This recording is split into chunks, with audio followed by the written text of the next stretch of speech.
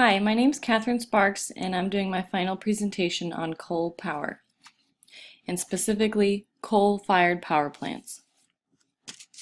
Coal-fired power plants account for roughly 40% of the annual carbon dioxide emissions within the U.S., and the Environmental Protection Agency was granted jurisdictional power to regulate greenhouse gas emissions by the Supreme Court in 2007. Many Americans and environmentalists have waged a metaphorical war on coal-fired power plants over the last couple decades as a result of global awareness of greenhouse gases wreaking havoc on our planet. Legislative trends have certainly reflected this ideal, and lawmakers have placed numerous emissions limits across dozens of industries, from automobiles to power plants.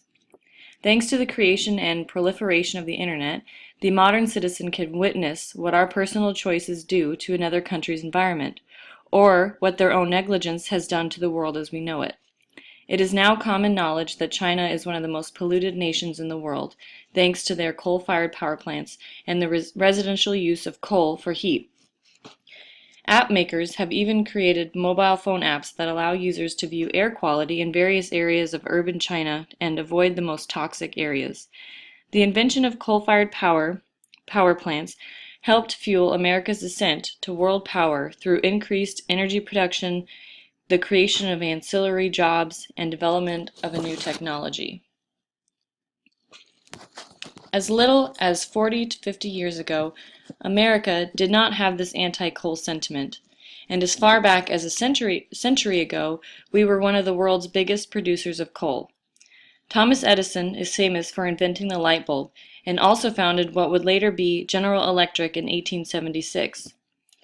Through the company's efforts, they built the first coal-fired power plant in New York City as early as 1882.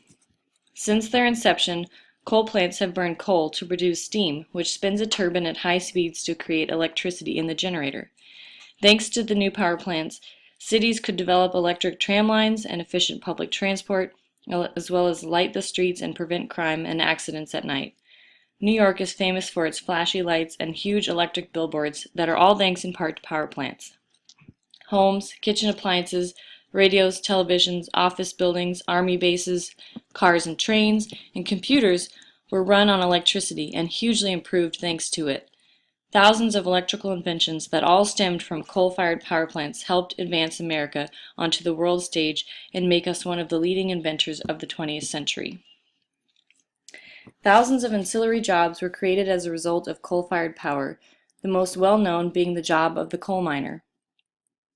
The Black Thunder Mine in Wyoming is America's largest coal mine currently, and the area has been under mine operation for nearly 40 years. Mining jobs were once far harder and much more dangerous than they are today. Children from ages 10 and up were sometimes forced to work in mines because they could fit in tight places and needed to help provide an income for their families. In 1910, there were roughly 2,000 deaths as a result of coal mining accidents annually. This sparked the creation of the Bureau of Mines within the Department of the Interior of the U.S. government. This oversight would become crucial in developing the Mine Safety and Health Administration, or MSHA, into what it is today. Electricians and their union, IBEW, is a powerful industry that wouldn't exist without power generation. Today, thousands of people work in coal-fired power plants and help generate electricity for our grid. These jobs include anything from maintenance, labor, technicians, water treatment specialists, and managers. In this picture here, all the lit dots are examples of the American grid and power plants. This could be anything from coal, hydro, nuclear, natural gas, or fuel. This is an example of coal-fired power plants. Since the birth of the electrical generator, engineers and inventors have tinkered with the design of the coal-fired power plant and made it much more efficient and clean. Since the Green Revolution in America, we as a society have made changes within our policies towards our environment. As a result, green technologies have been invented and implemented to help reduce our emissions. At the Golden Valley Electric Plant in Healy, there is a huge retrofit underway that will drastically reduce the amount of sulfur dioxide and nitrous oxides produced through combustion of coal. The new technology is far from being perfected, which is why engineers from all over the world are helping tweak the system. The new plant will be considered a zero-discharge plant, meaning no water is returned to the Healy River after being used inside the plant. Over 30 years ago, it would have been difficult with the technology available for a power plant to claim the title zero discharge. Hopefully, new technology in water treatment and boiler efficiency and emissions control will help America regain its confidence in coal-fired power plants. Burning coal is the most economically feasible fuel we have available today, despite its setbacks over natural gas and fuel.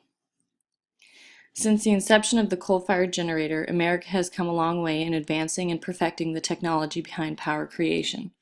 Being one of the first nations with an electrical grid and a population with access to power helped elevate our nation to its current place in the world. The creation of dozens of industries and millions of jobs as a result of the coal-fired power plant is a stepping stone in our history that can't be ignored. Thank you for taking time to hear my final presentation.